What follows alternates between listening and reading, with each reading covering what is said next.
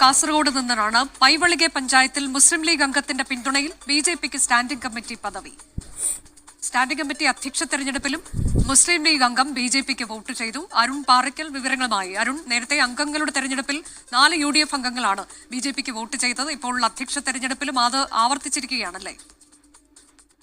അനുജ, കാസർഗോഡ് വീണ്ടും മറ്റത്തൂർ മോഡൽ രൂപീകരിക്കപ്പെട്ടു എന്നുള്ളതാണ്. പൈവളിക പഞ്ചായത്തിലാണ് മുസ്ലിം ലീഗ് അംഗത്തിന്റെ പിന്തുണയിൽ ബിജെപിക്ക് സ്റ്റാൻഡിംഗ് കമ്മിറ്റി അധ്യക്ഷ പദം കൂടി ലഭിച്ചിരിക്കുന്നത്.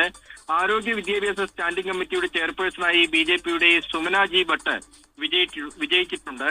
സ്റ്റാൻഡിംഗ് കമ്മിറ്റി അധ്യക്ഷ തെരഞ്ഞെടുപ്പിൽ മുസ്ലിം ലീഗ് അംഗം ബിജെപിക്ക് വോട്ട് ചെയ്തതാണ് ഇതിന് കാരണമായത്. ഈ ആകെ 21 അംഗങ്ങളാണ് പൈവളിക പഞ്ചായത്തിലുള്ളത്. 21 സീറ്റുകളാണുള്ളത്. അതിൽ UDFന് 9, LDFന് 7, ബിജെപിക്ക് 5 എന്നിങ്ങനെയായിരുന്നു.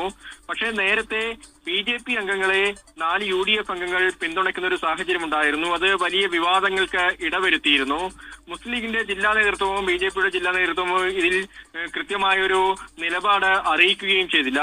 ഇതിന് പിന്നാലെയാണ് ഇന്നിപ്പോൾ ആരോഗ്യ വിദ്യാഭ്യാസ സ്റ്റാൻഡിംഗ് കമ്മിറ്റിയുടെ ചെയർപേഴ്സണെ തെരഞ്ഞെടുത്തത്. ആ തെരഞ്ഞെടുപ്പിലാണ് BJPയുടെ സുമന ജി ഭട്ടിനെ മുസ്ലിം ലീഗിന്റെ അംഗം പിന്തുണച്ചത്.